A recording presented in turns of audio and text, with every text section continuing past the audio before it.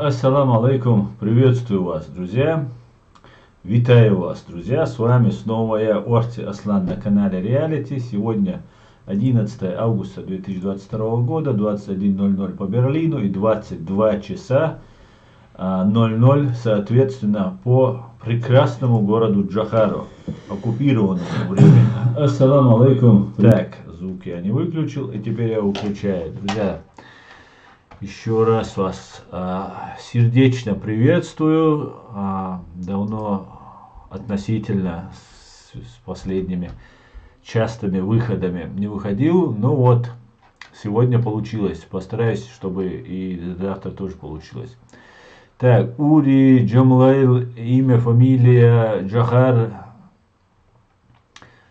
Хагулу, Цуцимуц и все остальные. Маша, Довар, Шуа, алейкум ассалам. Приветствую вас, друзья. Сегодня я хотел бы рассказать очень интересную тему, которая вам очень пригодится для того, чтобы понимать, что происходит, и хоть как-то иметь представление о том, что происходит и какие спецоперации мутят гибнюки. Я не претендую на полную исчерпывающую информацию, предоставление вам информации, тем более не претендую на истину в последней инстанции, но я вам предлагаю просто подумать, задавать ваши вопросы. Можете сейчас в эфире, когда я буду говорить, может, я не смогу читать, может быть, потом в комментариях, может быть, вы в следующем стриме сможете мне задавать, когда немного проанализируете, о чем я вам сегодня хочу рассказать. Постараюсь, тема огромная, просто одного эфира не хватит, но нам нужно и сегодня рассказать и про бомбардировку Крыма и все остальное, поэтому всего я вам рассказать не успею, не смогу, но при всем при этом гарантированно могу сказать, что я вам смогу рассказать суть того, что происходит. Но перед началом немножко про Крым и про то, что сказал Владимир Зеленский, и сводки с фронтов, как обычно, и я перейду к той своей основной теме, которой, я надеюсь, вас уже заинтриговал. Президент Украины Владимир Зеленский своим высказыванием в Вашингтон-Пост вчера сказал, что какие бы ни были русские, пусть едут обратно в Россию. Это было сказано потому, что русские в огромном количестве приезжают сюда в Европу, изображают из себя, имитируют, симулируют оппозицию, а на самом деле ничего не делают. Это очень отработанная и работающая тактика русских спецслужб. И в огромном количестве сейчас просто засилен на украинском канале российских пропагандистов, российских ФСБшников, ГРУшников, которые откровенно, нагло проталкивают нарративы, необходимые Кремлю. И вот после того, как Владимир Зеленский сообщил, что русским нужно поехать и не давать им визы, не разрешать им заезжать в свои страны, это на самом деле очень простое и верное решение, которое необходимо сделать всем странам цивилизованного мира. В том числе, конечно, бы желательно, чтобы это делала и Турция тоже. Но посмотрим. Далее, очень сильно задело, я смотрю на этих русистов, этих Навальнят разных, Гудковых, третье, десятое, кто там еще, кого я еще успел краем глаза увидеть, услышать. Короче говоря, самые одиозные русские пропагандоны, которые живут здесь в Европе и притворяются такой оппозицией, они, откровенно находятся в таком в паническом или, в предпаническом состоянии, потому что вот эта пятая колонна, которую усиленно Россия внедряет на Запад, сюда, в Европу, в частности, в Германию. В Германии после Второй мировой войны их еще осталось с момента оккупации части Федеративной Республики Германия, СССР. Поэтому в другие страны, республики Европе засылаются вот эти свои агенты. Но что очень отлично, да, что очень отлично, что они паникуют, волнуются, потому что если они покидают Европу, вот эта агентура, да, у нас было такой случай, такой рассказ я слышал. Не знаю, не ручаюсь за 100% точную передачу, потому что деталей не помню у нас в Чеченской Республике. Это было какой-то мужчина где-то в большом скоплении людей, по-моему, поссорился с кем-то. Из-за чего-то, не помню все детали. И те, кто с ним поругался, поссорился, были из населенного пункта, тоже я не помню название, возьмем условно город Шали. И ему говорят, вот этому мужчине, которого задели, обидели чем-то, говорят, ну ты там типа скажи что-нибудь там в ответ. И он поднялся на какую-то возвышенность, повернулся и сказал: все, кто из Шалей, город целый Шалей, и всех послал, короче, на 3 буквы. Он сказал, у меня нет времени разбираться, кто из вас хороший, кто из вас плохой. Вот все вы, там, может, это Аргун был, может, это Катарюрт был, условно. Я вас всех, короче, и сказал, вот приблизительно то же самое сейчас нужно делать с россиянами. Напомню, Чеченская Республика Ичкерия не относится к фашистской России, никогда не относилась. Но опять же, я об этом один из немногих, кто говорю открыто, здесь среди чеченского общества есть агентура, российская агентура. В основном она активно действует, ее мы видим все. А есть еще и которые такие неактивные и со стороны в тени где-то пытаются дергать там ниточками там и так далее, и так далее. Так вот, сейчас разбираться, кто хороший русский, а кто плохой русский, нет времени. Но я знаю как минимум несколько русских, которые на самом деле честные, которые на самом деле борцы, которые на самом деле западники. И поэтому за этих людей я лично буду ходатайствовать в случае, если возникновение у них каких-то проблем.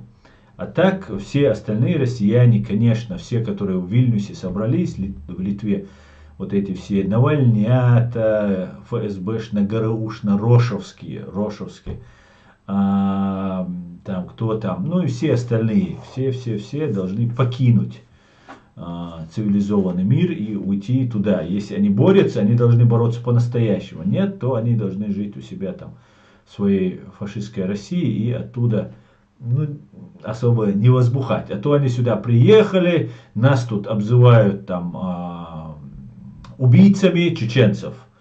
Есть такое, сейчас я вам сразу немного отвлекаюсь, друзья, пока говорим об Украине, а это тоже один из персонажей, который находится в Украине, как вы видите. Это Пономарев, есть такой чувак. Вот этот Пономарев, сейчас одну секунду, постараюсь себя вывести. Вот этот Пономарев, между прочим, помните, был такой депутат Государственной Думы Российской Федерации, Воронков, или Воронцов его звали, депутат. Помните, убили его в центре Киева. Так вот, этот Воронков или Воронцов шел, Максаковой муж его, только так знали, шел навстречу вот с этим, как сообщалось прессой, шел навстречу вот с этим Пономаревым. Почему этот Пономарев до сих пор путешествует по Украине? Сейчас, правда, уже, наверное, он давно там не появляется. Почему-то, видимо, агентура, его связные перехвачены украинскими спецслужбами, поэтому особо туда не лезет. Ну, может и лезет, я все детали не знаю, конечно же. Но вот этот человек откровенно, прямо, пытаясь сказать что-то, ну, как бы говоря что-то, не пытаясь, а как бы говоря что-то на Кадырова, говорит, что у чеченцев принято на серебряном подносе приносить, вот послушайте этих двух мерзавцев. Ему просто вопрос, кто его убьет? Скорее всего, его убьют свои. Речь о Путине. Наверное, даже чеченцы, больше вероятно. Почему чеченцы? А как Кадырову спастись? Ему что ж надо что-то предложить, значит, новой власти. Голова Путина – самое лучшее предложение. Думаю, что прям в прямом смысле слова на серебряном блюде, как любят представители этого народа. Я не знаю, где, конечно, вот этот преступник и ублюдок увидел любовь чеченцев на серебряном блюде приносить голову. Может, кадыровцы такое вытворяли с какими-нибудь врагами Путина, и он, наверное, владеет какой-то информацией, которая с нами не делится. Но к чеченскому народу это не имеет ровным счетом никакого отношения.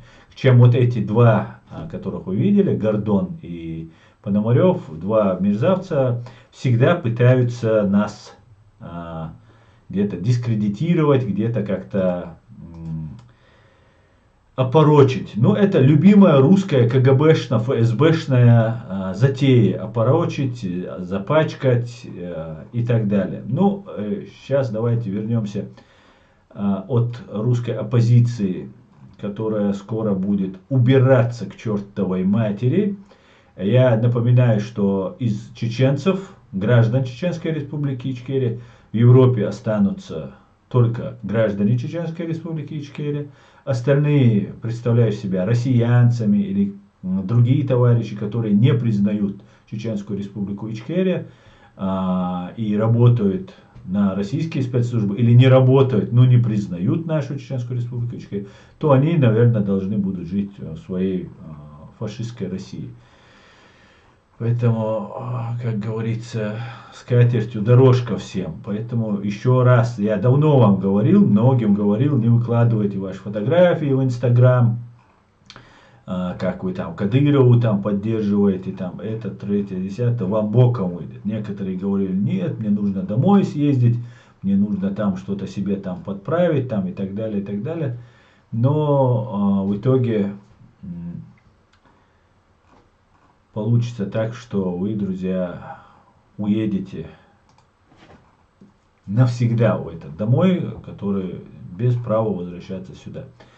Так, в Европу. Так, я не могу найти за сегодняшнюю на сайте, на странице Фейсбука, не могу найти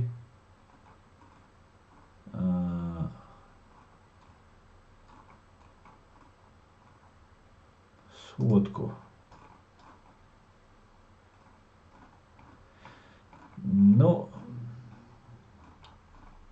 что такое? Что это такое? Вот, где-то я уже близко. Вот, оказывается.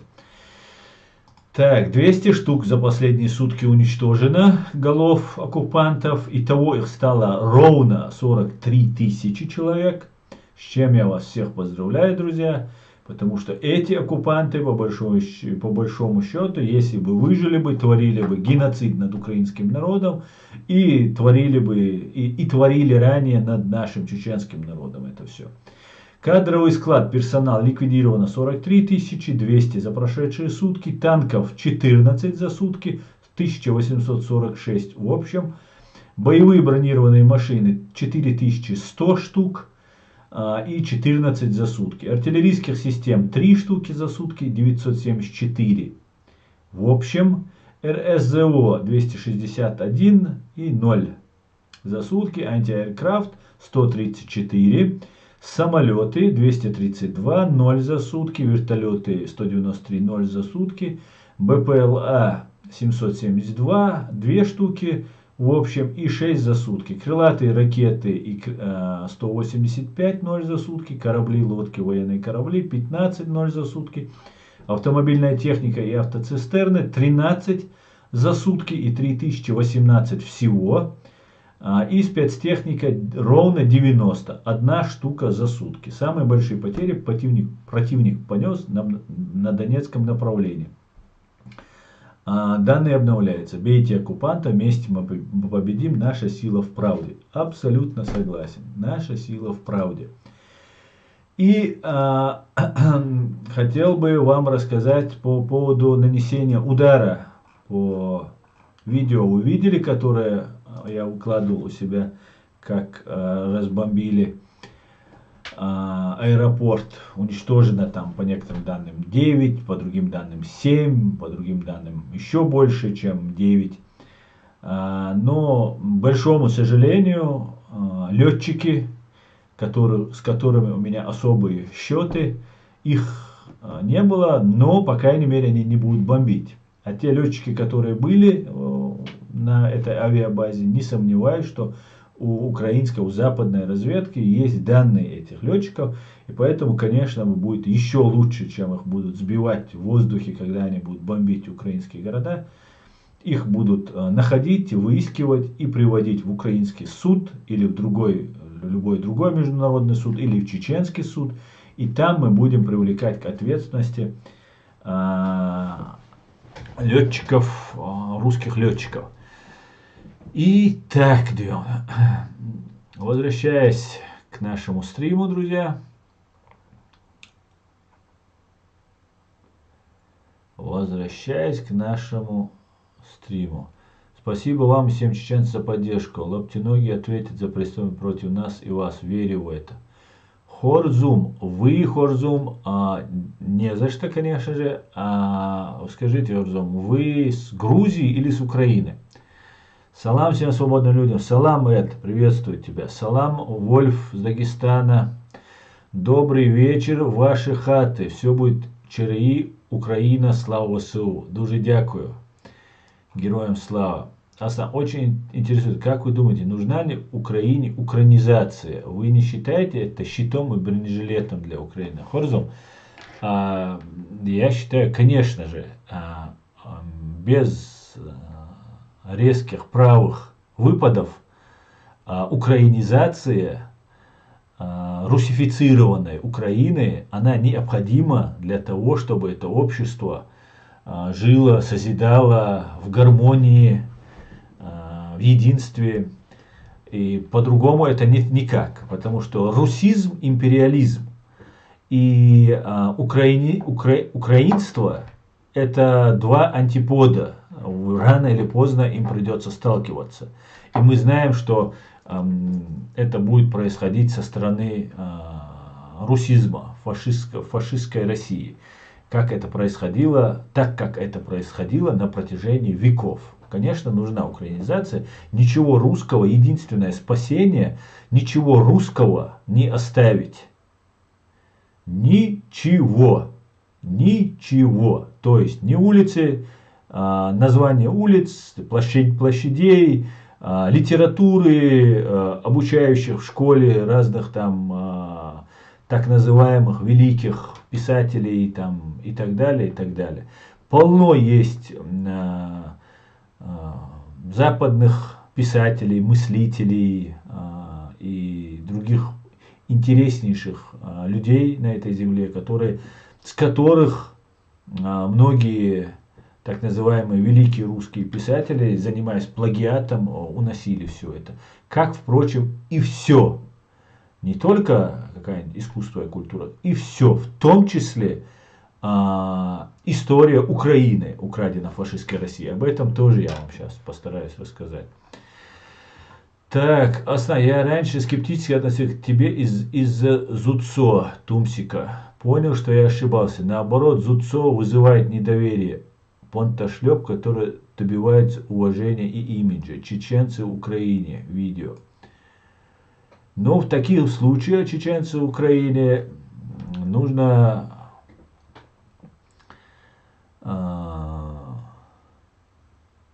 идти дальше и не ограничиваться какими-то понтошлепствами. То, чем занимаюсь я, например, и тот персонаж, которого ты назвал, по идее, очень опасное занятие. Не только лично для нас, для мужчин это ладно, выбирает он путь, идет. Но зарабатывать деньги, чисто получать бабки за это и подставлять там всех своих родственников, ну это, мне кажется, очень хорошо говорит о человеке, если он чисто интересуется бабками.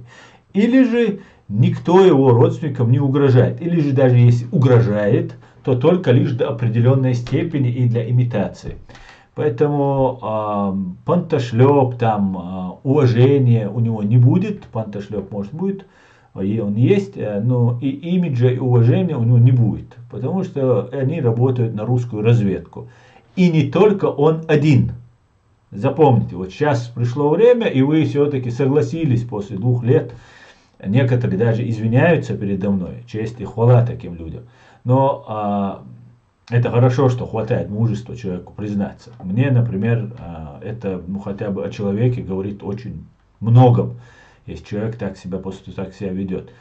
Некоторые продолжают, разочаровываясь, зная, что я был прав, и вся ложь, которая на меня возводилась, она у него тоже осталась, но вот он понимает, что я был прав, но вот ему не хватает вот этого шаг сделать, чтобы признать это. Может публично, как ты это сделал, может даже не публично для себя признать. Но это не важно. Раз мы уже затронули тему, друзья, я всех вас приветствую. Хочу вам рассказать о чекистском мифе об оккупации России. Туда входит все просто, вся тема, она огромна просто. Но я постараюсь вкратце рассказать. Вот, смотрите. Итак, выступление Ельцина в 1992 году в Конгрессе США. Это видео у меня на канале тоже имеется, по-моему. Ну, оно, по крайней мере, может не вырезано как кусок, но оно имеется у меня в одном из, не только лишь в одном стриме, да, но во многих стримах. Давайте посмотрим, что происходит. Итак, конец 80-х годов. Об этом пишет Абдурахман Авторханов от Андропова Горбачеву. Переход власти от КГБшника Андропова к Горбачеву. Все люди, в том числе Горбачев, сталинисты. Чтобы просто об этом пишет и Абдурахман Авторханов. И в этом нет ни малейшего сомнения. Это большая афера, которая провернула российская спецслужба. Вероятно, российская спецслужба это провернула, ну, без них она бы не могла, при помощи западных своих коллег. Эти западные коллеги могут быть как и противники, реально западные, а есть и те, которые, например, являются тут из так называемого советского, или так называемого соцлагеря, да, и Германия, и другие страны, и Польша, и Чехословакия бывшая, и так далее, и так далее. Короче говоря, русские понимают, что они не могут справиться, чтобы для большей ясности я вам хочу поставить вот так вот картинку, где это его имя было только что.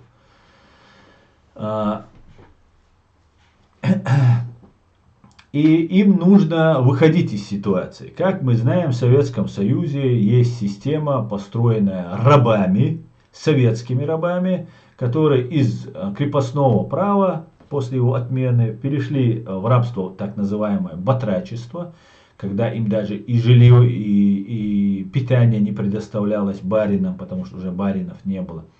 Им самим приходилось добывать еду, что было уже в поколениях им непривычно, и самим себе как бы обустраивать дом, участок земли и так далее, и так далее. И никто плеткой не бьет. А если не бьет плеткой, значит нужно отдыхать и ничего не делать. И перейдя вот в это батрачество, бедный русский народ, который в основном и составлял вот это все рабство, крепостное право почему-то это называется, и в итоге Советский Союз потрясли многие события, Первая мировая война, после нее поражение фашистской России, имперской фашистской той России. И вероятно, западные спецслужбы, вероятно, это какие-нибудь немецкие спецслужбы, потому что, ну, возможно, потому что труды именно Карла Маркса Ленин привез и так далее, и так далее. Но это детали, которые могут, пускай, историки обсуждать. В итоге 70 лет советский народ, не имея ничего в собственности, строит великий Советский Союз и идет большими семимильными шагами в сторону коммунизма. Ну, чем ближе они подходят к этому коммунизму, тем дальше он от них кажется. В итоге в конце 80-х годов сталинисты, КГБшники, партия, которая поддерживала Сталина, его методы, его взгляды, считают его великим реформатором, эти люди начинают понимать, что им не нравится. Это уже дети и внуки тех гибнюков, которые в 17 году ЧК, ВЧК, там Дзержинский и массовые казни, расстрелы, 30-е годы и все остальные последующие, это их дети, прямые и внуки. Фактически это владельцы Советского Союза, это хозяева Советского Союза, это дворяне. Те дворяне, которые расстреляли предыдущее дворянство русских. И им нужно как-то выкарабкиваться. Они обращаются к Соединенным Штатам, которых они в радиоактивный пепел давно хотели превратить, пугали, грозились и так далее, и так далее. Америка, Запад, в принципе, я так считаю, это мое мнение лично, не были заинтересованы, Великобритания не были заинтересованы в развале Советского Союза. Наоборот, мне кажется, им было очень удобно, что Советский Союз, вот эта людоедская система, от которой все бегут прямо в объятия западной цивилизации, от антицивилизации к цивилизации, это логично. И люди, американцам, Западу, англичанам, американцам это было выгодно, что Советский Союз существует. В итоге, это поняв, что путь в никуда, что то, что они занимаются, что даже ни один, даже самый там простой работяга уже в Советском Союзе не верит, не говоря уже на Западе, где есть свободный доступ к информации, правдивой информации. В Советском Союзе уже никто не верил. И КГБшники решили изменить систему. И вот смотрите, что они делают. В 1992 году еще проходит время, до 1992 года делается ставка на Ельцина. Ельцин является первым секретарем партии Свердловской области. Оттуда он не может не быть под контролем КГБ, потому что все контролировалось КГБ, вот вся политическая деятельность, вся журналистская, общественная, вся деятельность, в том числе и личные вещи, которые КГБ не имеет права даже по их законам, все это контролировалось КГБ. И Ельцин являлся креатурой КГБ, их человеком. Делается на него ставка, и он противопоставляется Горбачеву, который фактически развалил Советский Союз, и по идее ему дали Нобелевскую премию, кстати говоря, такую же, как Муратову, другому гибнюку из «Новой газеты». И Нобелевскую премию можно ФСБшную премию просто переименовать. И Ельцин выступает таким противником Горбачева, который там строит перестройку, но при всем при этом он не хочет развала Советского Союза, он хочет переформатирования произвести. И реально у них возникают проблемы. Может быть, это была имитация, может быть, это была такая видимая какая-нибудь часть работы, которую нам КГБшники вынуждены были как-то посвящать, общественность имеется в виду, которые нам показывали. Вероятно так, но факт остается фактом, что гибнюки, которые выступали за сохранение Советского Союза, которые были задержаны, пленены, посажены, их отпустили, они не отсидели сроки, их не уничтожали, как уничтожались настоящие реальные враги КГБшного режима. Это, скорее всего, могла быть какая-нибудь имитация. Да? Не все, конечно, могли быть посвящены в то, что они делают, но руководство, вот, например, сейчас в Литве живет Лукьянова. Она там дочь того самого Лукьянова, который там входил в ГКЧП там, при развале Советского Союза там, и так далее. Ну, это тоже для историков. Так вот, смотрите, в 1992 году Советский Союз переформатируется в независимое Содружество независимых государств, переформатируется в СНГ. Нужно определенное время, нужно как-то договариваться между собой. КГБшники на местах получают республики, все 15 республик, и в том числе и автономные республики, как и везде в Советском Союзе было, управлялось, контролировалось гибней. Никогда никто свободный, независимый в Советском Союзе к руководству определенной республики или какого-нибудь даже города не приходили. Все управлялись КГБ, как и сейчас. Так вот, приезжает Ельцин в Соединенные Штаты, они лижут пятки просто американцам, лижут Западу, появляется очень много западников, которые фактически никогда такими не являлись. Но вчера они были коммунистами, сегодня они быстро становятся западниками. Вчера они клеймили загнивающий Запад, там капитализм, империализм западный, американский. И теперь потом резко они переобуваются, становятся демократами. Ну и в принципе американцы, они не любят, они люди практичные, им не нужны резкие движения. Если человек, ну и как по факту американцы, чем хороши тем, что в отличие от русских, они верят слову, и держат слово, и верят слову. Не всегда, не всюду, но в отличие от многих держав, как великая на самом деле цивилизация, американцы соблюдают свои обязательства, свои договоренности, даже перед теми, перед которыми не составит труда не соблюдать. И ничего из американцев от этого не будет. Несмотря на это, американцы продолжают это делать, держать слово и придерживаться своих договоренностей и соглашений. И американцы говорят, хорошо. Приезжает к ним Ельцин в Америку, сейчас я вам покажу, раз уже долго я вам держу. Послушайте, 2 минуты буквально.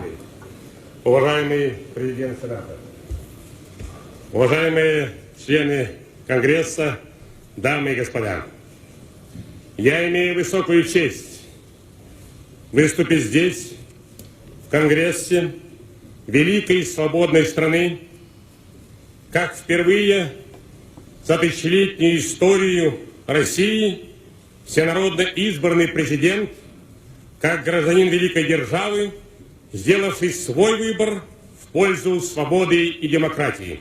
Коммунистический идол, который сеял повсюду на земле социальную рознь, вражду и беспримерную жестокость, который наводил страх на человеческое сообщество, рухнул.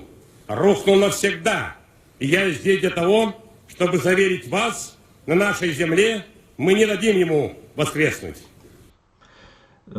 Идол коммунистический рухнул и так далее. Может быть, идол коммунистический рухнул, это было прикрытием для КГБшного русского империализма, который был и в царской России, и вся вообще система создания советского государства, хоть она декларировалась каким там интернациональным, международным там и так далее, равенство и так далее, все это, конечно, как и все русское государство, государственное строительство на протяжении всех времен было ложью, было имитацией, ложью, обманом и так далее.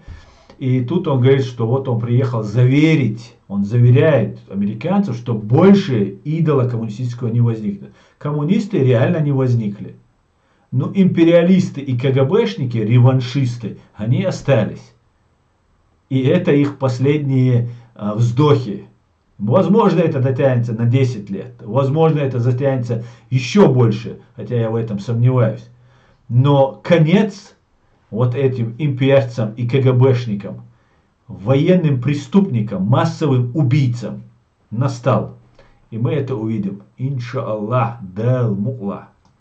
Опыт минувших десятилетий научил нас, коммунизм не имеет человеческого облика. Свобода и коммунизм несовместимы. Мы чувствуем колоссальную ответственность за успех наших преобразований не только перед российским народом, но и перед гражданами Соединенных Штатов Америки, перед всем человечеством. Сегодня свобода Америки защищается в России. И если реформы провалятся, придется заплатить многие сотни миллиардов долларов, чтобы хоть как-то компенсировать эту потерю. Это касается экспериментов с бактериологическим оружием и известных теперь фактов по американским военнопленным, корейскому Боингу и многое другое. Этот перечень можно было бы продолжить.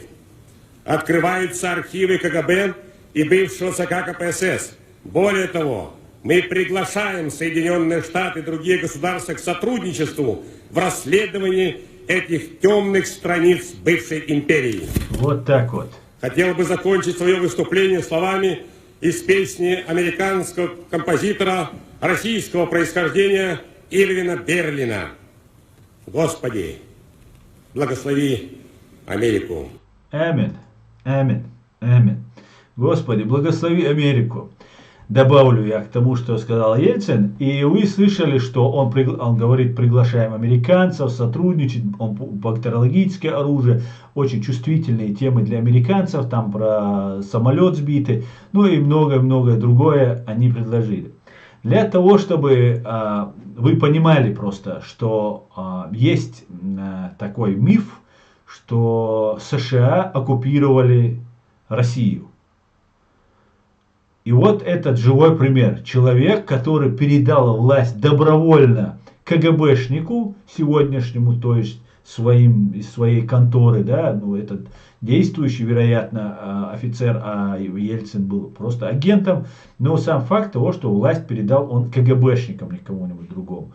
И заверение, которое он давал американцам, что нам никогда больше никаких, может, коммунистического идола мы не увидим, но коммунистический идол он и не был таким страшным. Страшно было КГБ, которое прикрывалось этим идеей коммунизма и так далее, и так далее. И вот таким вот образом эти товарищи рассказывают, есть такой депутат Федоров, рассказывает нам, что русские оккупированы. Давайте посмотрим еще одно видео, тоже очень интересное, как жилось русским в 1975 году. Это стадион Сокольники, встреча молодежных команд по хоккею СССР-Канада. 10 марта 1975 года. Канадские болельщики кинули советским жителям жвачки.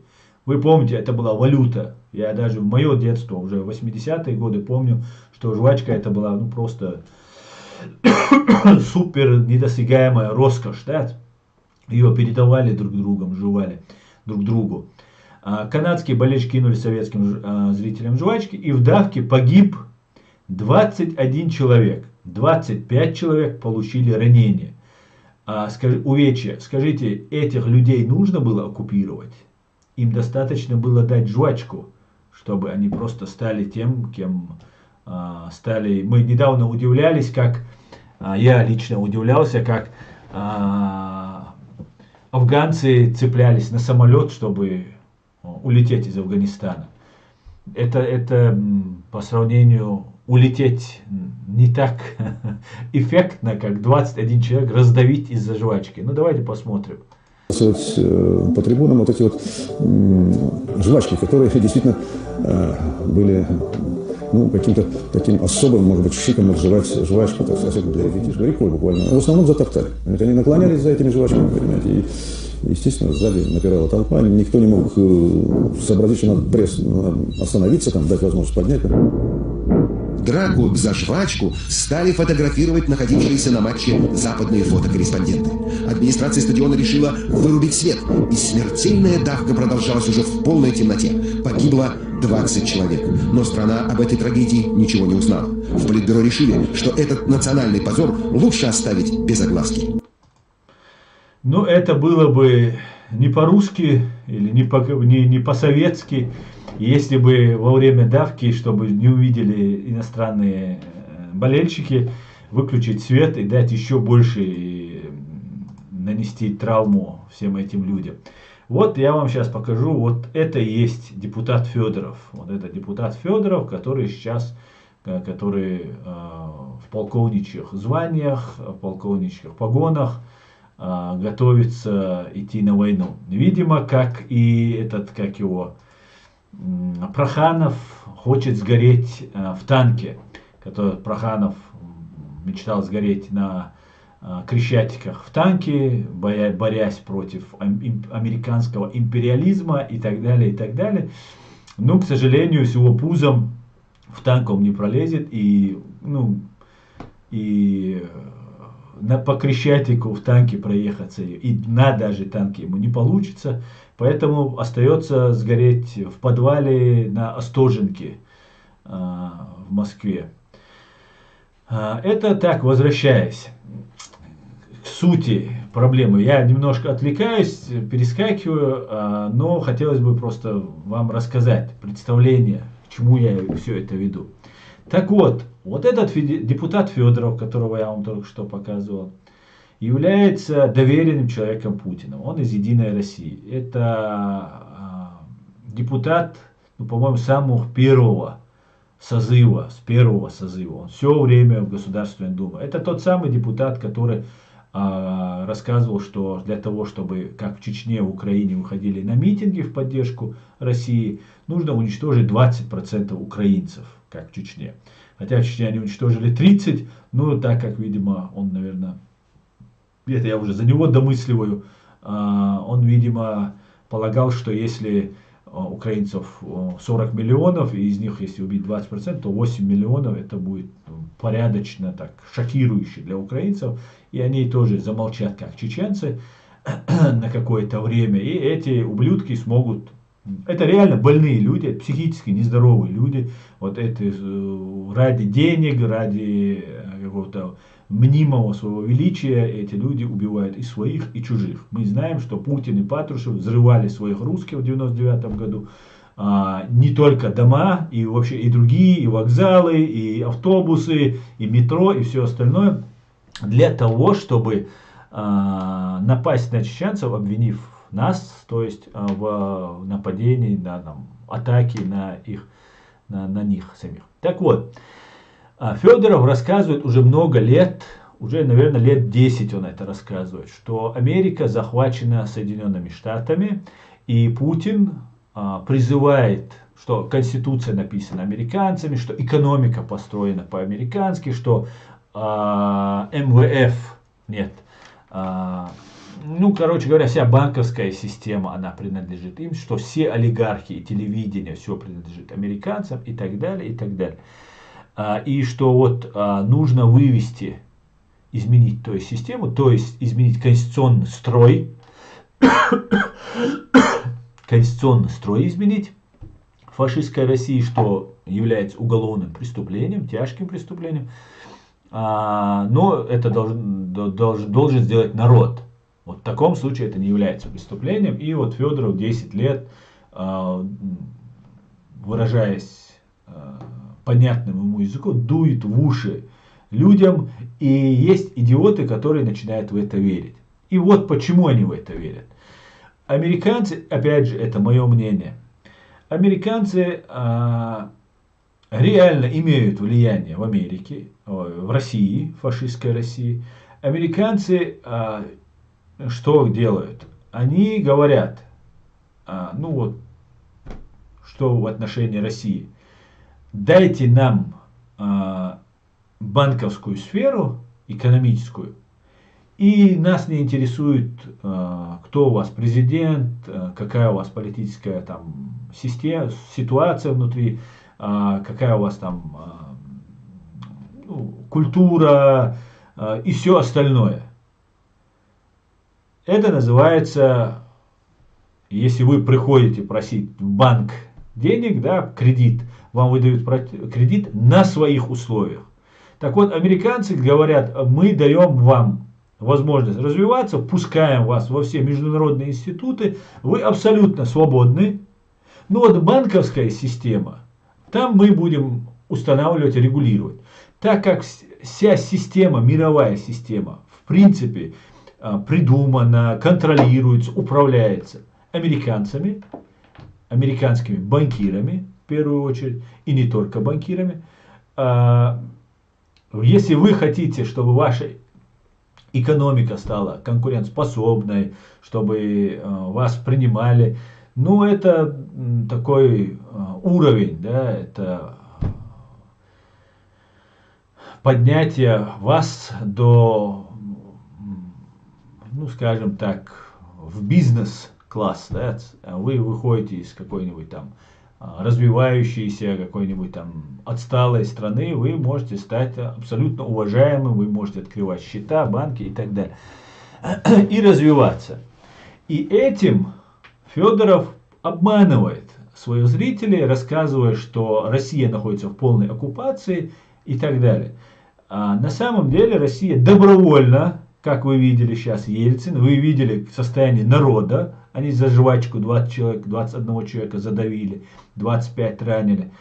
И Ельцин только из-за этого народа, который уже просто восхищается. Вы помните очереди в Макдональдс, когда он только открылся, джинсы, магнитофон, видеомагнитофон, прически, Битлз, все было западное. И люди просто, если ты не разбираешься в западной музыке, если ты не в западной культуре, в западном искусстве, еще в одежде и так далее, то ты лох. В России, в Советском Союзе это плужок, отставший такой человечечка. Вот такая вот была ситуация, и Ельцин был вынужден просто, КГБ было вынуждено послать Ельцина, чтобы он встал на колени и сказал: Господи, благослови Америку. Так вот, Федоров нам рассказывает, что Россия находится под оккупацией, что вот народ был очень ошибочно, хотя народ там ничего не решал, но опять же, это все решали КГБшники, нужно освободиться от американского влияния и от американской оккупации. То есть зачистить. Тех агентов, про которые говорят, наверное, есть американские агенты, ЦРУ, там еще кто-то, у них там огромное количество разных разведывательных агентов в Америке. И я думаю, что на Россию тоже у них силы, наверное, без сомнения, наверное, направлены. И вот этим методом, то, что прикрываясь, то, что экономика тесно, очень тесно, да, очень многие страны не бывают довольны Америкой именно из-за ее банковской вот этой политики, которую она оказывает. Через деньги, через банковскую систему Америка реально оказывает влияние. Но это ваш выбор. Вы можете остаться каким-нибудь племенем с бусами там, из нефти и газа, а можете войти в это на условиях. Как говорится, кто хозяин, тот и выставляет свои условия. И это все принадлежит Западу, западной цивилизации. Это не только американцы. И как бы ни пытался Путин, КГБ разделить американцев на американцев, англичан там, и другие страны, как мы видим, у них это ничего не получилось. Наоборот, все понимают, что лучше уж, чем в хаос и в бардак, лучше уж быть с американцем. Хотя, конечно, претензии к американцам у многих стран тоже есть. Как есть и у всех стран к своим соседям и всем, с кем имеют дело, так или иначе. Но никто не считает, что Америка ведет какие-то геноцидальные войны, что совершает там очень, не соблюдает договор и так далее, и так далее. Мы видим по Украине, что Америка, Англия соблюдают свой договор и правильно делают. Так вот, Федоров нам рассказывает, что Россия захвачена. Почему 22 года Путин был или там сколько лет до того, как Федоров начал нам раскрывать эту тайну по приказу Путина и его банды. Он это не раскрывает, почему они столько лет мужественно находились под оккупацией, хлопая там, давая себя хлопать Бушу по спине и так далее, и так далее. Но вот он говорит, что вот он готовился к какому-то броску и так далее. Я рассказывал ранее, для чего это делать Федоров, как и любой гибнюк. Врет, конечно же, никакой оккупации нет. Есть экономические договоренности, в которых доминантом выступают Соединенные Штаты и вообще западная банковская и вообще вся финансовая система, которая реально в этом мире ими же изобретена, контролируется, координируется и управляется. И они имеют на это право. Не хочешь, как говорится, не иди к нам, и живи у себя там в своем болоте. Реальная задача, реальная цель, которая есть, понимая Путин, Патрушев и другие террористы, понимая, что они пошли ва-банк, еще когда взорвали дома в 99 году и были схвачены с поличным в Рязани, когда они убивали русских, обвинив в этом чеченцев. Они не могут отпустить эту власть. И они понимают, что со временем, когда им придется выпустить эту власть, их преступления будут расследоваться. Вот Ельцин приглашал, вот я вам показывал видео, где он приглашал и говорил, что нужно вместе расследовать все кровавые, темные пятна истории Советского Союза. Но вот сейчас будут КГБ, все, кто здесь вы находитесь, я вас просто вам, даже можно сказать, советую, просто поверить мне. Будут расследоваться времена Советского Союза, времена так называемой вашей вот этой демократическо-фашистской России. Все преступления КГБ будут расследоваться. Ни один КГБшник не уйдет от ответственности. В противном случае, у меня нет никакой инсайдерской информации, мне никто из ЦРУ там, или из МИ-6 не сообщает никакой информации. Просто в противном случае не Соединенные Штаты, ни Великобритания, если когда-то ставился Советский Союз под видом Советского Союза или там под видом России, русского народа, когда Ельцин становился на колени, теперь нужно будет стать на колени гибнюкам. Причем одиозные преступники должны будут ответить за свои преступления. Я в этом нисколько не сомневаюсь. И к этому все идет. Реальная задача для того, чтобы избежать от ответственности за захват власти и последующим за этим кровавым преступлением, геноцидом, нарушением всех норм международного гуманитарного права, военные преступления, преступления против человечности. Вот все эти преступления, геноцид, который русские совершали, в отношении Чеченской республики Ичкерия, в отношении других республик и государств, за это все им нужно будет нести ответственность. И есть один очень хороший выход, который всегда КГБшники придерживаются. Они совершают преступление, потом меняют вывеску, как своей организации, так и название своей страны, и остаются у власти. Первое правило гибнюков – никогда ничего не брать на себя, не брать никакой ответственности на себя, нигде не ставить свою подпись. И всегда гибнюки управляют, контролируют, задействуют других лиц.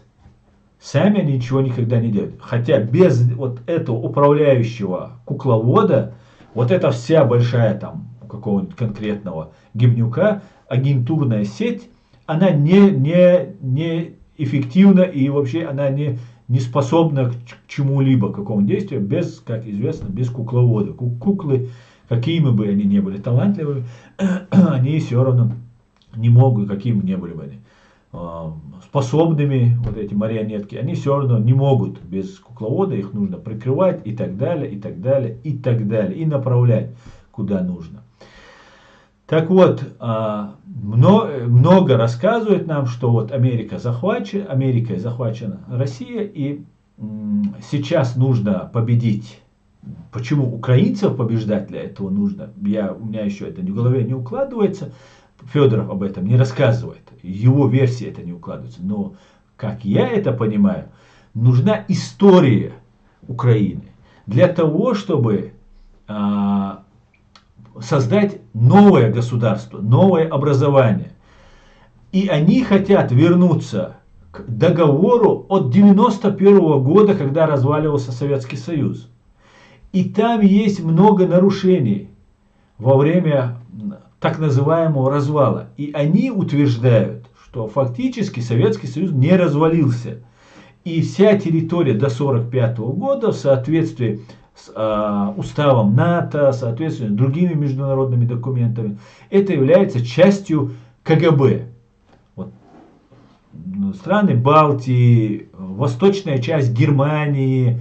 Просто вспомните Советский Союз на 1945 год. Все, вот когда они делили, что захватили, вот это их, они говорят. И давайте возвращаться. И сейчас внимание, они готовятся к тому, что будет сейчас разговор о том, что в начале, запомните это, друзья, в начале 91-го года, в начале 90-х годов, в 91-м, в начале 90-х годов, то событие, которое произошло, оно должно быть нелегитимным. И сейчас они с большой вероятностью хотят начать этот процесс. Давайте договариваться, они скажут. Давайте мы будем разговаривать.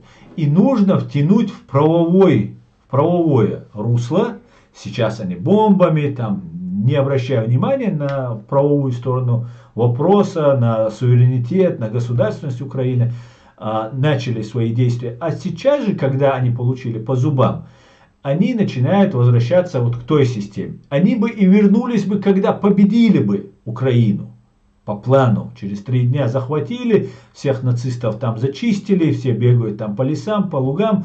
Подготовленные чеченцы, кадыровцы, отправляются, и они там ловят этих, воюют с ними там и так далее. Именно для этого обучались именно кадыровцы, они к войсковым каким-то операциям не подготовлены, они подготовлены там карательным, там спецоперациям, и они планировали это сделать таким образом.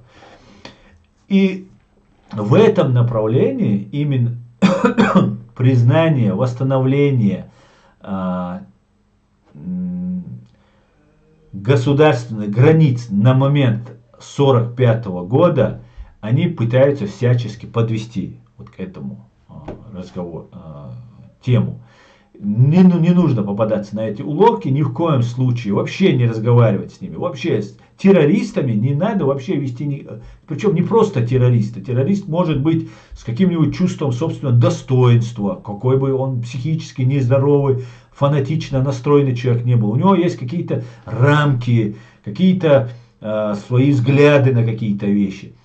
У этих террористов нету вообще никаких рамок. Их террор ради террора. Это абсолютное зло. Без примесей, без каких-то там добавлений. Посмотрите на Гиркина, посмотрите на Федорова, посмотрите на Патрушева, Путина. Это люди абсолютно беспримесное зло, абсолютная бесовщина, дьявольщина, которой, конечно же, нет места среди нормальных людей. Они должны быть изолированы как можно быстрее от нормального цивилизованного общества. И вот большая ложь Федорова, который рассказывает, что американцы оккупировали Советскую Россию, заключается в том, что, хотя он говорит очень иногда правильные вещи, он говорит иногда, выдает очень нужные вещи, он пробалтывается иногда про некоторые вещи. Но и он заявляет, что он говорит правду, там, как и Гиркин. Гиркин тоже нам рассказывает, что он говорит правду, там, за правду, там, и так далее, и так далее.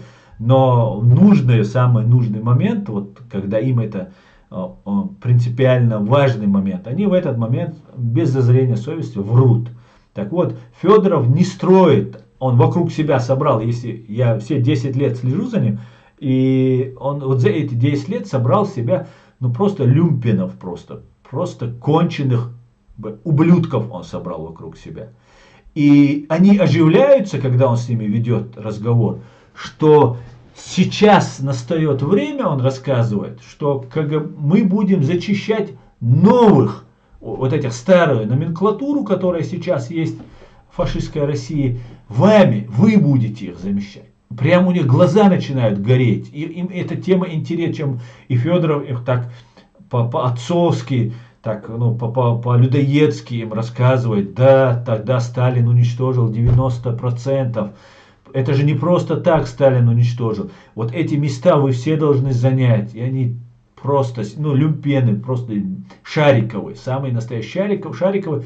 И они просто сидят и тащатся, что вот сейчас они заберут эти министерские кресла, все остальное, им дадут кожанки. Они кожанки сейчас называют, кожанки. Все у них возвращается, они говорят уже товарищи. Ну и, короче говоря, все возвращается вот к тем временам, когда им удавалось запугивать свой русский народ. И самая большая ложь в этом Федорова заключается в том, что никакой, да, зачистки будут, они идут, они не прекращались, но сейчас они более массовый характер приобрели, вычисление идет, псевдопатриотов, там есть и такие, как они называются, псевдопатриоты, как и в нашем чеченском обществе есть псевдопатриоты, которых там русские засылают, или по другим каким-то причинам они становятся псевдопатриотами. Но факт остается фактом. Главная задача Федорова и банды поднять народ для того, чтобы объявить новое дворянство, изменить структуру российского государства и сделать его имперским, монархическим, как они пытаются. И дворянами будут, неодворянами будут гибнюки. Гибнюки и там часть военнослужащих, военных там высшего состава, офицерского состава. Также есть и в Казахстане, и в Украине, и в других. И чеченцы есть, тоже имеют свои грамоты, они представляют. Чеченцы, которые никогда не имели никакого сословия, все были дворянами, и никогда не было никаких слуг и рабов. И сейчас у нас появляется человек, который выделяется. Чеченец — это уже свободный человек, ему не нужен, он и так дворянин, ему не нужна никакая грамота. Но сейчас появляются чеченцы, кстати говоря, очень доверенные люди, очень доверенные так называемого правительства Ахмеда Закаева, и вот они там являются дворянами, там, князьями какими-то, которые будут нами управлять. И вот это будет годами, десятилетиями закладываться, и вырастет одно-два поколения, и все скажут, ну да, это наши дворяне, и так далее, и так далее. Вот какую большую ложь, это я, может быть, что-то упускаю, и, конечно же, я это в общих чертах все это рассказываю. Вот какая ситуация разворачивается в фашистской России и за ее пределами. И та агентура, которую Зеленский отсюда собирается гнать, к большому сожалению, еще пока действует тут, но я думаю, она не будет действовать, ее, я очень надеюсь, что тоже выкинут к чертовой матери. Друзья, я возвращаюсь к вашим комментариям, я говорил очень долго, поэтому перемотаю все ваши комментарии и начну, чуть снизу делал. Так. Дион. Так, Делия Машур. Так, антистра. У меня новый прикол. Сом вашу администратор. Да. Так, антистрах. Так, самодератор. Дуко мою антистрах, модератор.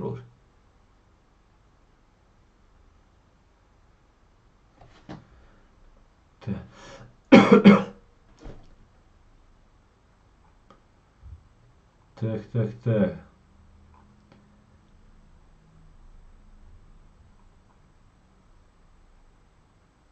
Братья, надо запасаться жвачкой, говорит Тозя.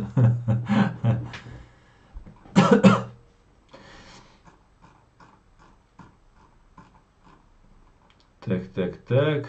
И тебе мир. Так, привет, Асан. Слава Украине, слава свободной Ичкерии, слава Джахару Дуда. Героям слава. Витаю, Эрика Шим.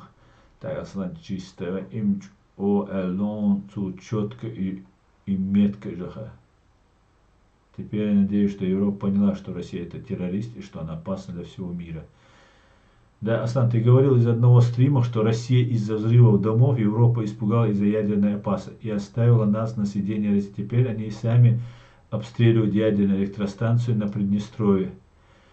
Не знаю насчет Приднестровья, да, это так и было. Это Волгодонская атомная, Ростовская атомная электростанция, которая находится в 16 километрах от того дома, который был взорван предпоследним перед их разоблачением, когда в Рязани они пытались уже, до этого был взорван, можно сказать, это последний дом взорванный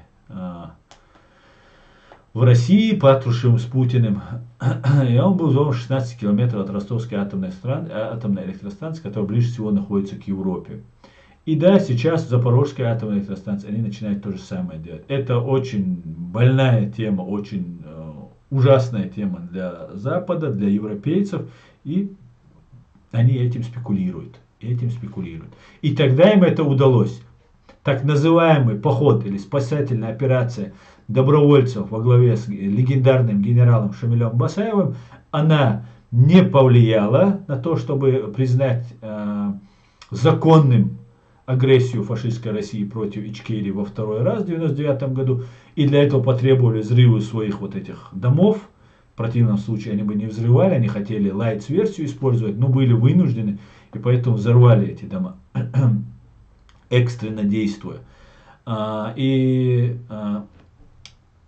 Взрыв недалеко от атомной электростанции, потом другие взрывы, которые были, это повлияло, и Запад, и все сказали, ну лезть, не будем лезть, все, занимайтесь, совершайте геноцид, это ваше внутреннее дело, сказал мир, и позволил совершить геноцид над чеченским народом. Так.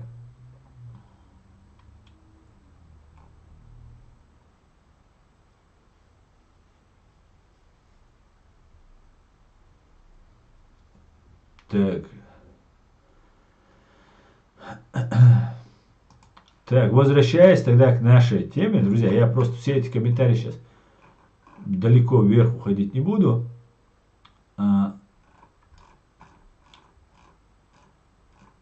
Сейчас. Если вы помните, я несколько недель назад предупреждал, что будет Кутаев появляться, он будет все больше и больше появляться. И есть такой блогер, который сейчас в Украине там выступает. И есть так называемый председатель правительства. Вот эти два человека с интервалом 1 час выложили видео, и где оба упоминают о давлении, оказанным Кадыровым на Руслана Кутаева. Руслан Кутаев, я вам расскажу, кто такой Руслан Кутаев. Это человек, российский человек, он всегда был за Россию, он никогда не был за чеченцев. Этот человек открыто сейчас выступает, говорит, очень иногда резкие вещи может такие сказать, и самое главное там тон, интонация, как это преподносить, отрепетировано, все неплохо получается. Но он потом был, Кадыров запретил праздновать 23 февраля, может быть это была такая имитация, чтобы вот поднять Кутаева на какую-то новую линию. Может быть, реально это так есть, потому что среди вот этих подхолопных, которые за Россию, есть люди, которые против Сталина, а есть, которые не чураются Сталиным, что вот типа как надо. И как настоящий ФСБшник, агент ФСБ Кадыров или Алханов, Руслан Алханов, который сейчас является министром МВД, хотя он сам тоже является КГБшником, министром МВД он сейчас является, они поддерживают все, что делала КГБ, НКВД и так далее, и ФСБ соответственно. А есть военные, так называемые российские военные, чеченоговорящие, которые, пытаются быть такими, и нашим, и вашим, короче. Они против Сталина, но они за Россию, еще не определились, они еще. У них переходный еще такой период происходит. И в этом плане, как Руслан, не знаю, к кому он относится, к ФСБ или ГРУ, но судя по тому, что между Кадыровым и другой частью предателей есть конфликт, можно предположить, что Руслан Кутаев относится к банде, вооруженной банде Министерства нападения фашистской России. И Кадыров запрещает 23 февраля отмечать. Зачем в один день с интервалом час Закаев и вот этот другой блогер, который сейчас в Украине представляет батальон имени шейха Мансура, зачем они упоминают этого человека, для меня не является загадкой. Я знаю, что Кутаев Руслан, Ахмед Закаев, они все должны объединиться. Люди Ахмеда Закаева у себя в Фейсбуке выставляют или близкие, скажем так, люди выставляют фотографию Руслана Кутаева у себя на странице, когда он сюда, в Берлин, приезжал, и так далее, и так далее. И как я это представляю, что я вижу и куда мы идем. Я, опять же, это мое мнение, я могу ошибаться, как и все люди. Тем более я пользуюсь информацией только из открытых источников, и никакой инсайдерской информации нет. Ни на какую спецслужбу мира я не работаю, не получаю никаких денег, никаких установок, никаких команд и так далее, и так далее. Я абсолютно независимый человек, который пытается как-то разобраться в этой ситуации, чтобы хоть как-то помочь своему народу. Так вот, сейчас нам внутри Чеченской Республики создается Палестина. И я предполагаю, что нас сейчас будут очень мирить с палестинцами. Ну, благодаря тому, что мы чуть-чуть на шаг впереди их идем и предугадываем их дальнейшие повадки, они вынуждены иногда откладывать, иногда менять свои планы. Так вот, настроено огромное количество мечетей, никаких заводов, фабрик, университетов, ничего, спортзалы и мечети. Очень хороший способ превратить в Палестину. Загонять туда деньги, и чтобы людей соблазнять дорогими машинами, деньгами и так далее, и так далее.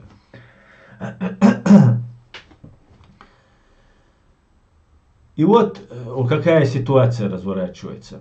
Что они делают? Голова вилаята, но чуть-чуть. Смотрите, что происходит. Скорее всего, в этом замешаны и турецкие спецслужбы. Именно в том, что на Кавказе они присутствовали, есть, в этом я не сомневаюсь. Даже были люди, и при всем при этом турецкие спецслужбы, не знаю, турецкий народ чеченцам помогал. И мы благодарны, без сомнения, любому, кто безвозмездно, не пытаясь нас чем-то обмануть этой помощью, чтобы потом воспользоваться нашим трудным положением и так далее, делал это искренне, ради каких-то высших ценностей, то, конечно, мы безмерно благодарны. И до конца существования чеченского народа мы такими и останемся. И мы все любим и уважаем. Но, создавая на территории вот этот анклав, почему-то турецкие власти, турецкие политики заигрывают вот с этой системой. То они ссорятся, то опять они сходятся. У Турции свои интересы и так далее, и так далее.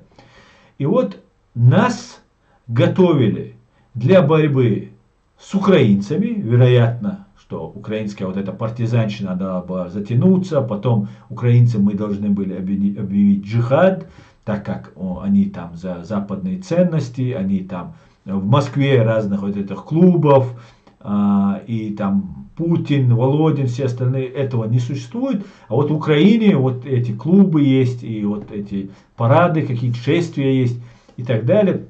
И за это вот их нужно всех убить.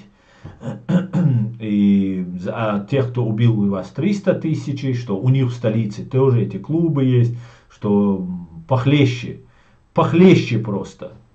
Похлеще. Я работал адвокатом в Москве, и я знаю, что в Москве есть даже генералы ФСБ, министры, очень большие чиновники Российской Федерации собираются, и родители приводят мальчиков своих, и их продают, этих мальчиков. Это у меня есть и подтверждение, аудиосообщения там, и так далее, и так далее, и так далее. Много чего у меня по этому поводу имеется. Почему-то надо вот именно украинцев убивать. И скорее всего была задумка, что, и она еще никуда не делась, эти люди до сих пор служат в фашистской России, их будут подготавливать, нам будут рассказывать здесь, внутри Европы, разные тузики, музики должны были нам рассказывать, что мы за шариат, мы должны бороться против там Израиля, Америки, Украины и так далее. И вот таким макаром нас всех бы, мы должны были втянуться и, вероятно, против курдов, как это было в Сирии уже, и, вероятно, против украинцев мы должны были бы сражаться и воевать. Но, слава Богу, из этого ничего не получилось. По крайней мере, уже мы видим, что все это идет у них наперекосяк, все у них идет не так, как они планируют. Они уже сами попали в ловушку, которую расставляли другим. И вот, по всей видимости, сейчас эта ситуация будет усугубляться. Россия будет отступать, и Крым оставит, и Донецк, и Луганск оставит. И вот таким образом потихонечку Россия будет закрываться и находиться в своем анклаве. Ровно до тех пор, пока русские террористы не будут начаты привлекаться к уголовной ответственности. Так, я сегодня немножко сумбурно, может, что-то рассказываю. Если у вас какие-то недопонимания, можете задавать вопросы. Буду с радостью, с удовольствием на них отвечать вам. Так. И вот под этим видом, опять возвращаясь и к Кутаеву, и к этой системе, объявляется Кутаев, который никто не сажает, который никто не убивает. И вот из-за того, что 23 февраля, может реально, может постановочно он что-то сказал. Но есть такие люди, там, например, мэр Аргуна, которого Кадыров замочил. Ну, ясно, этого человека убили, и что, конечно, это не имитация. Реально у них конфликт. Реально убивают они друг друга, как братьев Ямадаевых убили, и так далее, которые реально убили Путина, ну, или там отца Кадырова, точнее, не Путина, отца Рамзана Кадырова, Ахмада Кадырова. И вот эта вся ситуация сейчас нам вырисовывается. Вот сейчас появился такой итальянский писатель. Я читал эту книгу. Я его книгу прочитал, я вам скажу, там огромное количество, Франческо Бенедетти. Я ни в чем не обвиняю Франческо Бенедетти. И реально правда, что в этой книге я нашел на самом деле очень много полезной информации. Но я нашел там очень много лжи, абсолютной фальсификации и передергивания. Именно поэтому я не стал эту книгу ни заказывать, ни рекламировать. Хотя вначале, как только она появилась, она была на английском и итальянском языке, я ее там рекламировал. Но как только я прочитал на русском языке, я ее получил от Франческо, я ее прочитал. И там идет Франческо, может быть, искренне пытается разобраться, и я в это верю, хочу в это верить, разобраться в этой ситуации. Но под видом Франческо нам начинают приглашать Кутаева и других разных товарищей.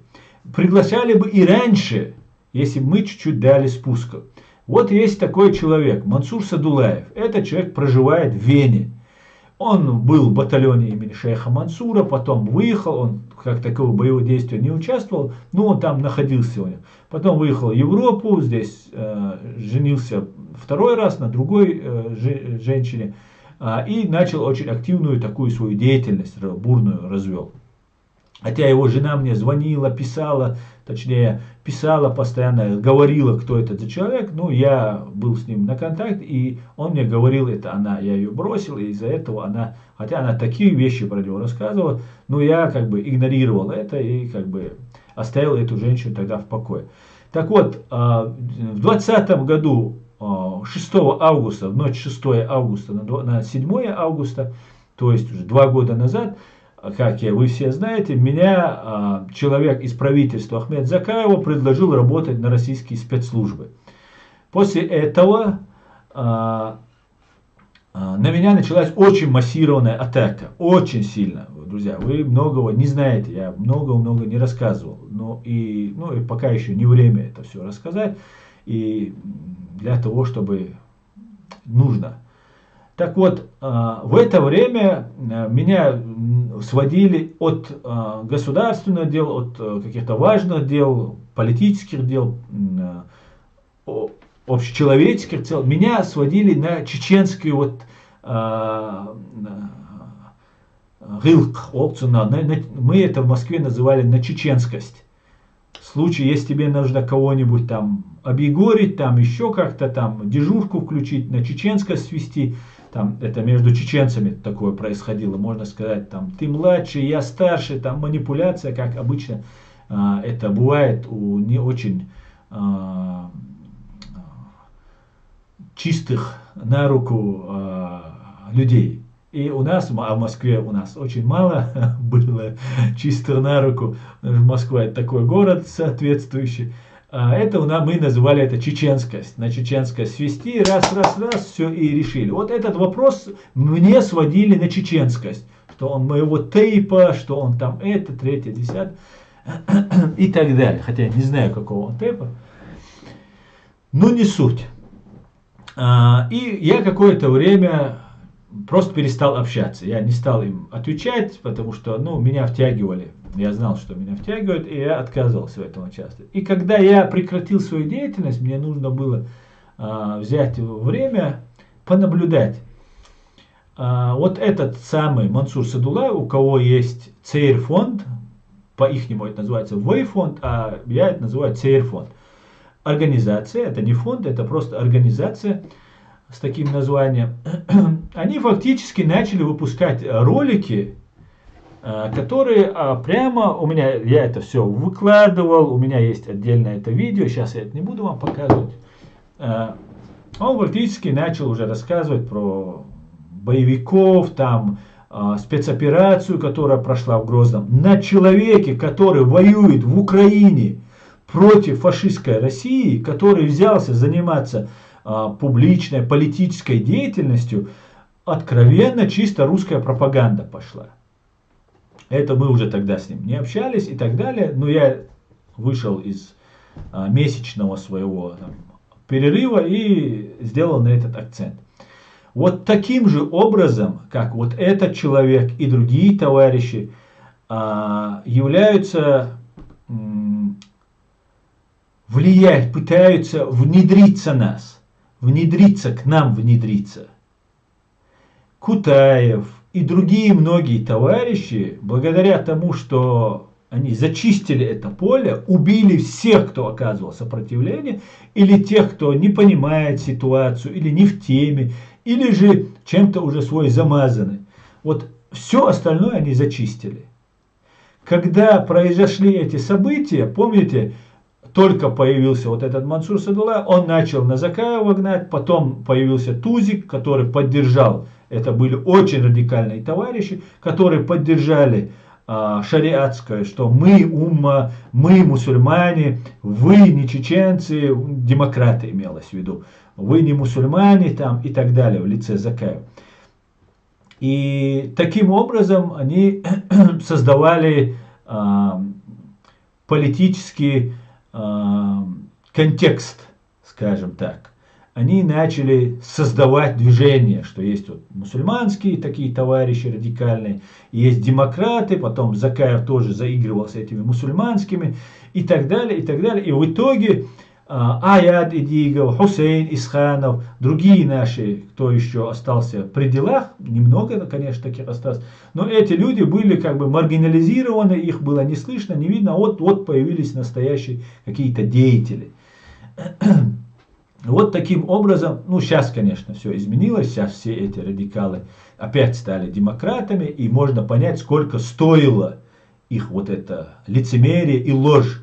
И за то, что я им на это указывал, на меня обрушивались, как вы знаете, огромные потоки лжи и напраслины, которые возводили и, наверное, до конца своего существования эти гибнюки будут продолжать это делать.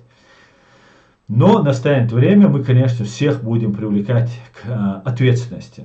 Так вот, теперь задача Руслан Кутаев, который раньше ходил в правительство Аслана Масхадова, как нам сообщает Фриман антипутинизм, Руслан Кутаев вошел со стороны России в правительство Аслана Масхадова, так как Тим Гульдеман попросил, сказал, были такие, видимо, договоренности, что Руслан Кутаева включает правительство Аслана Масхадова, но в принципе, это уже граничит, фактически на признании капитуляции, то, что было сделано. Вот Асланом Масхадовым, включив вот этого человека в правительство независимой Чеченской Республики Ичкерия.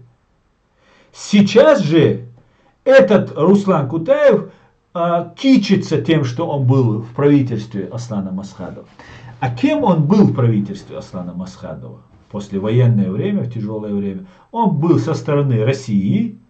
И для того, чтобы раз Запад встал между нами и договорился о мире, благодаря Западу мы все-таки смогли выкинуть русских фашистов со своей земли, нашим воинам, нашему народу и, конечно же, огромной поддержки Запада.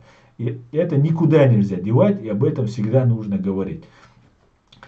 И вот для того, чтобы чеченская сторона, ичкерийская, наша независимая, свободная чеченская сторона не преследовала коллаборантов и предателей бессудно, внесудебно, там какие-то там разборки не устраивались. Для этого, как от оппозиции, русской оппозиции, оккупационной администрации, в правительство Аслана Масхадова был включен Руслан Кутаев. Сейчас же, смотрите, что может произойти, куда они нас ведут. Сейчас же возникают определенные вот эти группы гибнюков, которые там под видом блогеров, под видом общественных деятелей. Блогер — это всего лишь такая возможность, которая нам предоставлена современными технологиями. По факту это лидер общественного мнения, да, который там формирует определенную точку зрения в обществе, выносит что-то в общество, и это общество обсуждает, если это ему интересно. Вот эти люди, раз уже они были в правительстве Аслана Масхадова, то никаких проблем составить, войти в состав правительства, так называемого правительства Ахмеда Закаева, в новой власти, новой Чеченской Республики, им это будет очень удобно. Но было бы хорошо, если бы был бы Аслан Масхадов, его правительство, которое состоит из настоящих, не мнимых, фейковых патриотов, а настоящих патриотов, и там какой-то один Руслан там находится. Ну, ничего страшного, наверное, проживем как-нибудь. Но когда здесь, вокруг вот этого правительства, так называемого, в лице Ахмеда Закаева, агентура на агентуре сидит, которые меня склоняют, там открывают в русских домах себе офисы, ну и не гнушаются вообще какие-либо контакты иметь с русским миром, с русским домом, с русским посольством и так далее, то возникает вопрос, не полностью ли это все получится тогда российским. Да, что-то будет под видом ичкерийского, и часть будет под видом от Руслана Кутаева, там будет под видом, ну, на самом деле российского. А другое будет, ну, под видом ичкерийского, но не совсем это будет. Если там окажется 1, 2, 3, 5 нормальных людей, наших честных, искренних патриотов, то это уже будет большим успехом. А сейчас, когда нам не нужно гнаться за временем, когда наши города не бомбят, когда все, что уже можно сделать, с нами сделано, куда мы спешим? Никуда мы не спешим. Мы должны зачистить это поле, мы должны четко разъяснить, создать комиссию, выявить всех этих людей. Конечно же, это должно делаться при помощи Запада, при помощи нашей пассионарной части общества. Но, к большому сожалению, пока вот из-за вот этих тисков, в которые мы оказались, да, и победа в Украине, это не гарантирует еще нам освобождение, у нас очень такие сложные еще пока вещи.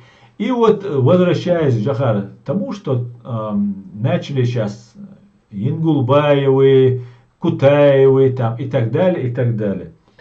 я договорился, ну, вернее, взял за правило, что я не хотел ничего говорить. Вот Курочкины есть такие люди. Эти люди, я им написал комментарий, как они говорят. И я сказал, почему вы говорите обо всем и не говорите про Чеченскую Республику. И произошло то, что произошло. Они приехали ко мне, мы начали разговаривать, мне очень понравилось, как они себя вели, они искренне, я искренне поверил, как любой чеченец, я не могу не верить. И потом я видел вещи, которые, ну, вызывали у меня вопросы. И я отписался от друзей в Фейсбуке, от них, и перестал, как вы видите, ни хорошо, ни плохо про этих людей говорить. Потому что эти люди реально мне помогали, красивые, хорошие слова говорили. Все разговоры, которые я с ним вел, я записывал, они у меня имеются, я это не буду скрывать теперь. И в случае необходимости я могу полностью по всем пунктам отчитаться перед общественностью. У меня задача, если необходимо, под общественностью. Меня всячески пытались подвести, вот это все время меня пытались и они, и другие, и до сих пор пытаются подвести к Закаеву, поблизить. Закаев сам приходил, от Закаева человек приходил к моему человеку, готов был давать интервью. Много-много вещей происходило. Для того, чтобы Тузики приходили, от Тузика с людьми приходил тоже к моему человеку. И все пытались, как бы, давай не будем это обсуждать. Я говорю, давайте публично сядем и обсудим. Я задам вам вопросы, которые накопились и которые я не озвучивал, для нужного момента оставлял. И вы будете отвечать. Если у вас нет, я не свое несу. Мне не нужно ничего. Наоборот, я себе во вред очень много вещей делаю. Главное, чтобы это не нанесло вред тому, чему я для себя сделал установку идти в мир. И вот сейчас появился Кутаев. Вы задавали мне вопросы, почему ты не общаешься, что случилось, почему и так далее, и так далее. Ничего не случилось. Ничего не случилось. Просто вы все сами увидите. И слова ночи дешнаша хумаячон кайр лилеш по полю кахаш. Харбох курбушот.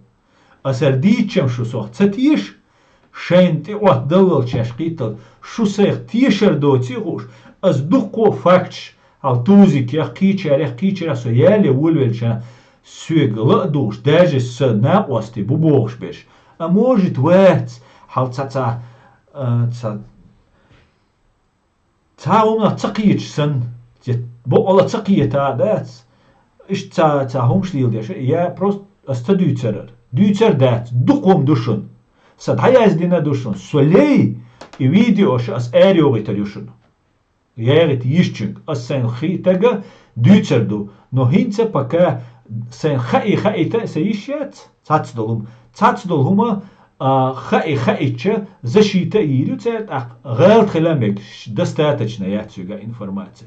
Сажоп далишёш сажоп ясай гачалса чавелсо волш тах ас хоитерду шадега. Но союхица уйди шайнла атиш шайнцала аматиш союхица уйди тигаца цендачун сунца тус деллашун со цаму лилеш ват сун цаму хюрш дац Хажа харц энуун, харца семдиш шоқач, воксак хул сюр жизнь огнет я кахаган. Хадаиш хена, исе семдиш шо вообще он кёрчу дордо, что лум шлилен сакой. Вообще все 70, обратная сторона тахуль. 60, 70, 80 беда дати. Масса шойлча. Цундела хуюк я это агентуршю. Йоичю. Болбящу, инзари дук ахча чутуранду. Шай махул бог бушай болбяш. Вая, ацумнага ларлой, вай дудавиндан цасакту шу, мичведаху, шахулилдаху, шдауичосагу, вай ичкери ук дайцадайт. Вай цават, вай цабай эзеру. Хобай эзер Европе, а вот Сабай эзер Хуман Бел Болшу. Да и Сабай эзер Вакитинчук, да Ван Кицахамацуш. Нам нужно образоваться, нам нужно все русское, все российское. Да, есть определенные русские люди, которые много сделали, как Борис Тамахин, есть еще люди, которые много сделали для чеченцев, для чеченского народа, для своего народа, для установления истины. И эти люди, мы к ним должны быть хорошо. Все остальное русское мы должны держаться подальше. Российское посольство — это агентура, это гнездо этих гибнюков. Ну вот таким образом нам нужно действовать. Мы должны очиститься. Вот этот флаг мы должны поднимать сегодня вместе вот с нашим флагом.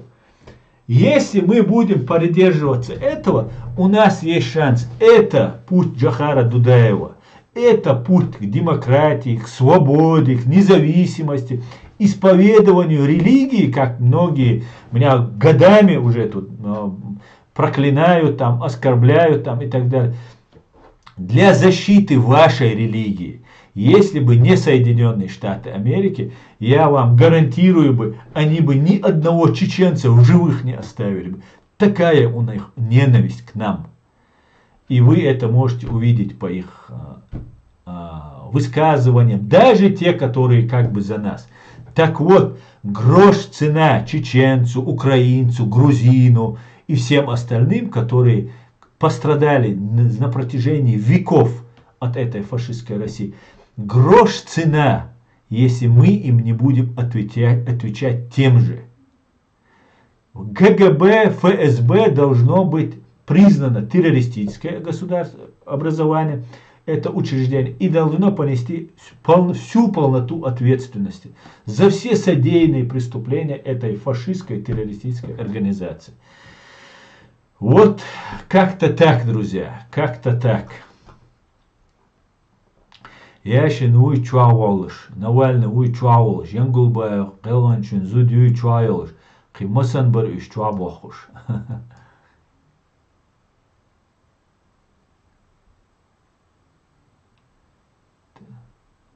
Ты все банки их скрываешь, основном, всех агентов скрыл. Как ты можешь быть агентом, министр культуры? Они уже знают все, на меня лично и на моего брата, можно сказать.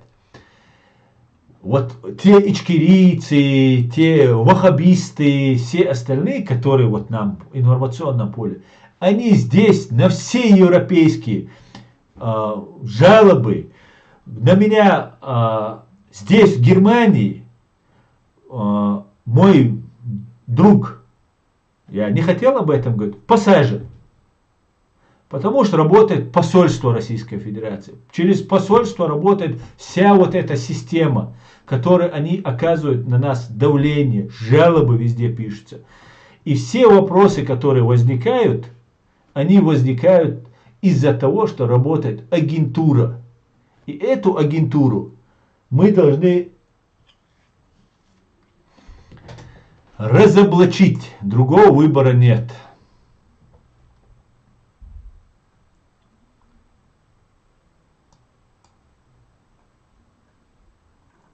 Так. Асан, тебе-то вообще оправдываться не надо. Мы знаем, кто ты, наш брат, был министр культуры. Да я не оправдываюсь, я уже устал оправдываться.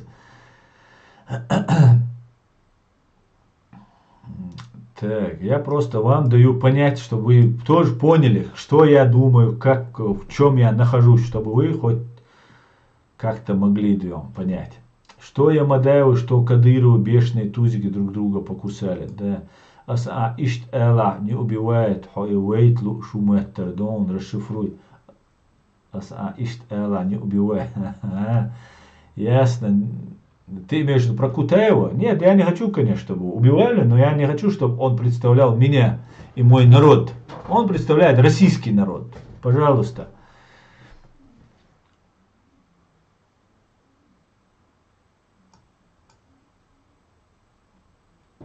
Кутаев говорит Бенедетти через Инну, мы будем толкать чеченскую историю. Ключевое слово тут толкать. Да, я замечаю, что такие уже вещи я интересные замечаю. Потом еще поговорим. История это главная вещь, на которую нужно внести изменения. Да. Кадырова не Путин убил. Я думаю, возможно, его убил Патрушев. Как я представляю, что происходит? Вот смотрите, есть кабинет министров, есть силовые структуры, да, Министерство обороны, МВД, ФСБ, там, МЧС, там, военные, так, ну и другие третьи. Существует РОШ, региональный оперативный штаб, или федеральный оперативный штаб, его они меняли. Возглавляет его Патрушев. В этот РОШ входят, например, чеченские, оккупированные временно Чеченской Республики, в РОШ входит главарь банды ФСБ по Чеченской Республике, раньше Хвостиков, теперь Кочнев, он же является главарем этого РОШ Чеченской Республики. Потом Гибнюк Руслан Алханов, вот МВД министр. Потом объединенные группировки на Северном Кавказе военные, там, и так далее, и так далее. И все замы туда входят. Вот есть кабинет силовой министров, обычный, который мы видим все, а есть тот теневой, параллельный кабинет силовых структур, который возглавляет Патрушев. И от каждого министерства там замы заседают в этом РОШе. И они фактически, эти реальные министры, исполняют такую номинальную функцию, такую официальную функцию, а неофициальные вещи, куда входят и ФСБ, и МВД, и военные, и так далее, они совершают все остальное. Все это координируется, все это у них происходит сбои и так далее, но при всем при этом им очень удается запутать весь процесс, который происходит. И вот этот РОШ, в моем понимании, это мое мнение, основывается на том, что они 100% пытались не просто уничтожить чеченское сопротивление, так как чеченское сопротивление имело очень большой лимит доверия здесь, в Европе, на Западе, в Англии, в США, в Европе, им нужно было для оказания влияния на западные структуры, в том числе ООН, им нужно было не просто уничтожить чеченское сопротивление, им нужно было возглавить это чеченское сопротивление и отправить эмиссаров своих сюда, на Запад, для того, чтобы они могли внедряться в эти разные институты. Я не на всех, не про всех говорю. Там были честные, остаются честные, порядочные, законные товарищи. Но и есть под видом ичкерийцев, которые представлялись какими-то генералами, представлялись героями чеченской честь нации, Оман-Си, там, среди там Басаевых, там фотографии рядом с остальными нашими героями можно было увидеть их фотографии. Они внедрялись для того, чтобы здесь оказывать влияние и давление. Вот как делается вся эта система. То же самое сейчас происходит в Украине. В Украине просто засилье просто идет агентуры. Я уверен, что украинские спецслужбы это видят. Я уверен, что это западные спецслужбы все видят. Но это очень опасная тенденция, с которой надо что-то делать. Я очень надеюсь, что не просто химарсами их бомбить, но и надо еще и, мне кажется, самое главное, тыл зачистить. Чтобы ни одна фашистская сволочь не оказалась проникшая. Так, проникшая в Украину. Так. КГБ, ФСБ – это фашисты-террористы, садисты, враги демократии. Мы должны вместе с Америкой, Европой, Украиной подавить их всеми способами. Да, Марина Чеченко, именно так.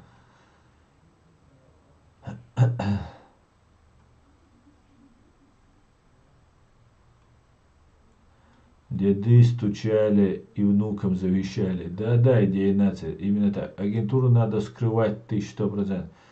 1100% верю тебе, Асан. Министр культуры. И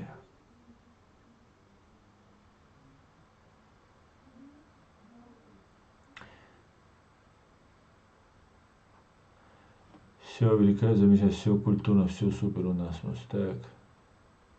Поддерживаю, Асан, я за демократию. Ассаламу алейкум, салам. А этот журналист украинского Freedom не сказал ничего, это Алла Дудаева говорила. Получается, что Инна Курс завуалированно говорила про Аллу Дудаеву, а тут еще и Кутаев на их канале всплыл.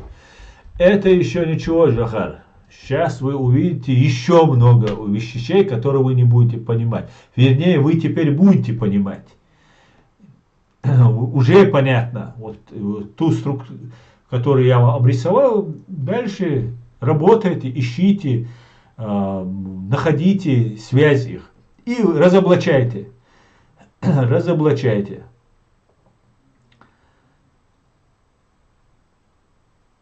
Так, Асан говорит, за тех, кто реально себя выпячивает, что они агент. Тузик реально ФСБшная подстилка. Только факты, как у Табах. Аслан, ты прав. Дуже дякую, Асанбек. Так. Деоккупация Ичкерии. Послушай, Аслана все сотрудники ФСБ. Не все. Не все. Это тоже такое. Не все. Далеко не все. Кстати, Аслан, еще один важный момент. В экстренном выпуске обвиняя журналиста, обвинила Анну Дудаеву в лжи, а причина Анна Дудаева назвала форум в Праге русской многоходовочкой. Да, я этот момент увидел, кусочек. Да, там еще очень много моментов, не с Курочкиным связано, очень много моментов, которые есть, которые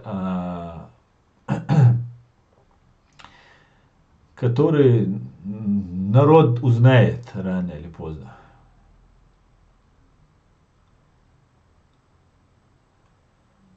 В любом вопросе должна быть четкая ясность. А сам прав. Дуже дякую. Так, мы уже более 1,5 часов, друзья. Я уже почти 2 часа. Аслан, ты не ошибаешься? 2 месяца. Ты не ошибаешься. 2 месяца назад близкий представитель, правая рука Ахмеда Закаева, Абдул из Урус-Мартана, встречался с Руслан Кутаевым. О встрече не знает даже ГКД. Через Закаев всех водит. Жижи Галнаш говорит это. Ага. Но я этого не знал, конечно. Я просто наблюдаю за их активностью, за их деятельностью. Я вижу конкретно агентуру, которую я вычисляю и считаю агентурой, которые являются псевдопатриотами. И я смотрю, что они говорят и куда они ведут. Я также работаю по русским, вот этим так называемым оппозиционерам, некоторым лицам, и работаю по вот так называемым чеченоговорящим. И Кутаев, вот сейчас мы это сказали, мы все равно Курочкины привели его под видом Франческо Бенедетти, там все такое и так далее. Может быть, Франческо не в курсе всего, что происходит, но при всем при этом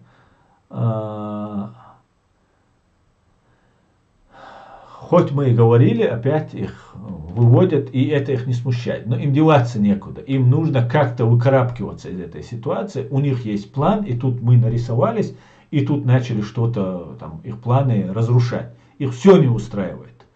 Их, так не может. Это годами продолжалось. Просто годами это продолжалось.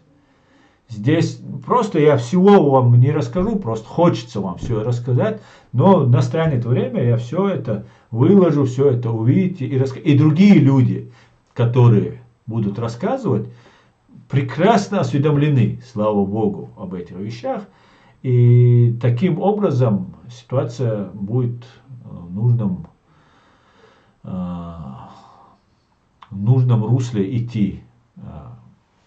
Они планировали, как им нужно русле, а мы сделаем так, что это будет, как нам это нужно. Потому что главное, чтобы мы не попались в агентуру. Именно поэтому, когда я понял, к чему пришли, я давно это понял, я подозревал еще больше. Я пришел к выводу, что нам нужна протекция, протекторат. Под видом ваххабистов агентура сверху будет баламутить людей, которые реально верят вот в эту идеологию. Будут под видом ичкеристов, потом будут под видом кого угодно. Они сегодня одни, завтра другие, сперва они эти, потом те, как угодно вертят, как угодно меняют свои взгляды политические, свои там принципиальные взгляды, за которые никогда там нельзя их там менять и так далее, и так далее. И такая же работа ими продолжается и будет вестись. Мы должны это как-то предотвращать. И да, у нас все получается. Явилась истина и сгинула ложь. Воистину, ложь обречена на погибель. Ассалам алейкум. Адикюэль маш'оль. Всего самого хорошего, друзья. Все будет Ичкерия. Адикюэль. До свидания, друзья.